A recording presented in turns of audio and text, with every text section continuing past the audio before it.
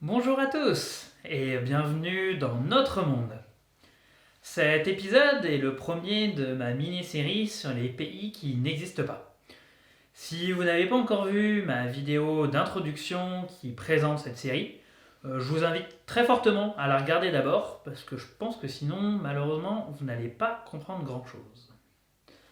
Donc reprenons donc.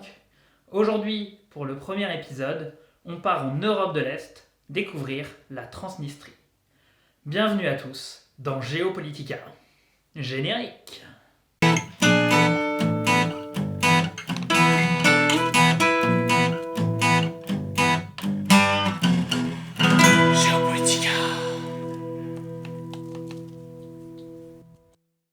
Pour commencer, je vais d'abord parler de la géographie de la Transnistrie.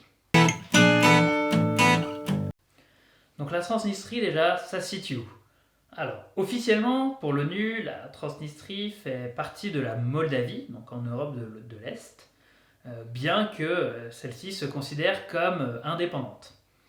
Donc si on considère le pays comme une entité indépendante, celui-ci est donc bordé à l'ouest par la Moldavie et délimité par le fleuve Dniestre, et à l'est, il est délimité par l'Ukraine.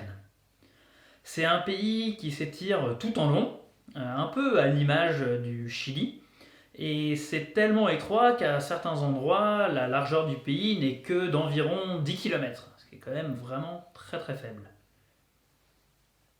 Au niveau des langues qui sont parlées dans le pays, ceux-ci sont assez bien répartis, avec environ 30% de la population qui parle le russe, 29% de la population qui parle l'ukrainien et 31% de la population qui parle le moldave.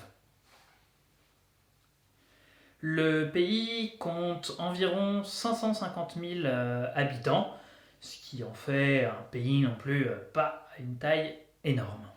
Parlons maintenant de l'histoire moderne de la Transnistrie, c'est-à-dire le XXe et XXIe siècle. Au XXe siècle, la Transnistrie a été pas mal baladée entre trois puissances régionales, à savoir l'URSS, la Moldavie et la Roumanie. Ainsi, de 1918 à 1941, celle-ci est rattachée à l'URSS et plus principalement à la République socialiste soviétique de Moldavie. Néanmoins, lors de la Seconde Guerre mondiale, la Roumanie va envahir et occuper le pays de 1941 à 1944. En 1944, par contre, l'URSS va récupérer la Transnistrie et va la rattacher de nouveau à la République socialiste soviétique de Moldavie. Néanmoins, cet envahissement de la Roumanie va avoir un impact important sur le développement de la République socialiste soviétique de Moldavie.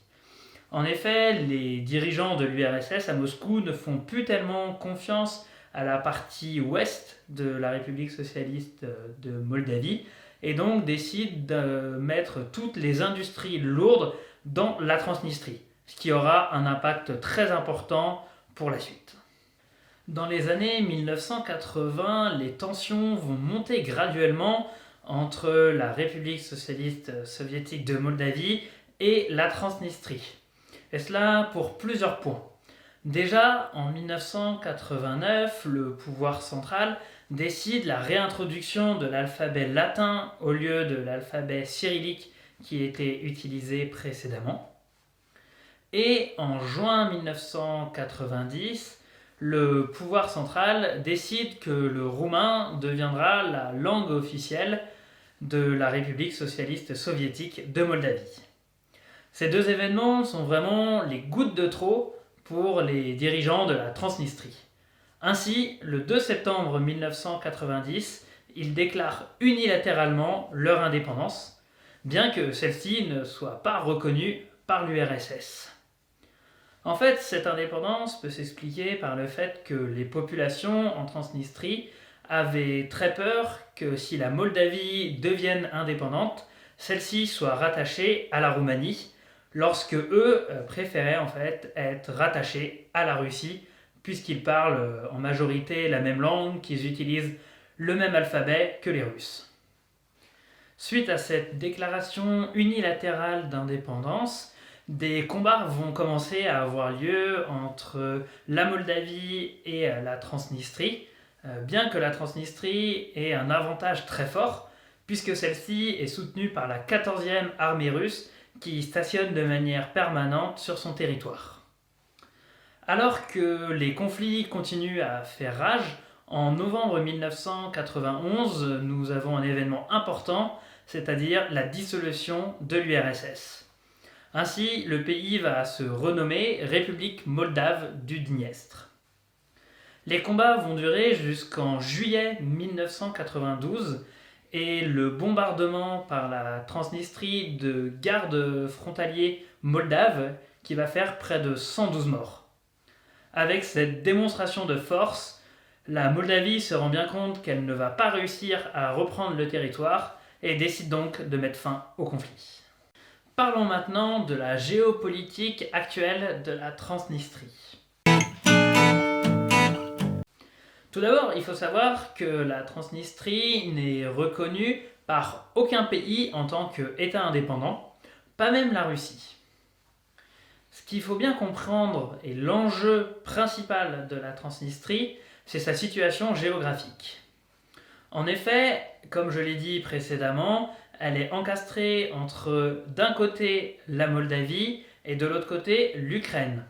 Donc deux anciennes républiques socialistes soviétiques qui, depuis leur indépendance en 1991, cherchent à se rapprocher de l'Ouest et notamment de l'Union européenne. Ainsi, la Transnistrie doit sa survie au contexte régional et à son importance qu'elle peut avoir pour la Russie. En effet, pour la Russie, c'est une bonne zone tampon pour elle.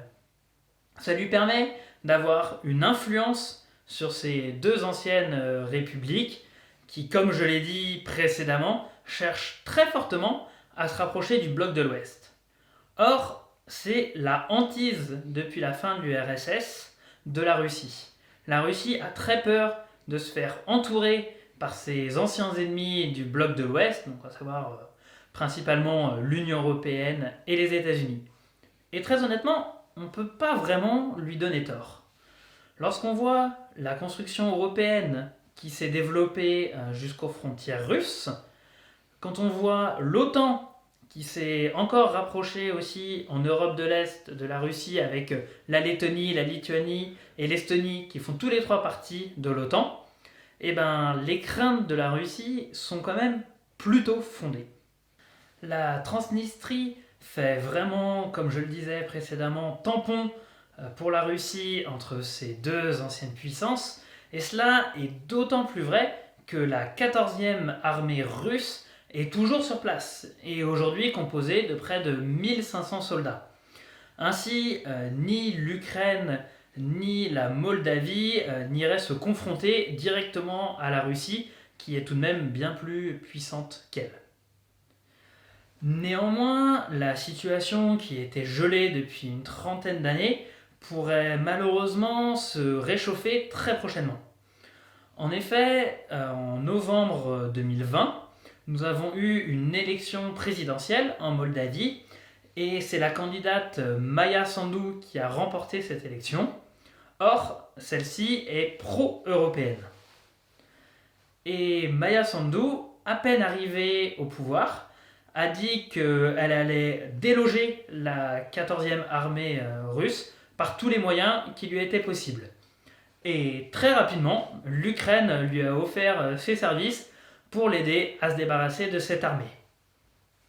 Ainsi, à l'image du Haut-Karabakh dont on a parlé dans une précédente vidéo, je vous mets le lien d'ailleurs, les tensions pourraient ressurgir en Transnistrie et avoir une nouvelle guerre en Europe entre l'Ukraine et la Russie.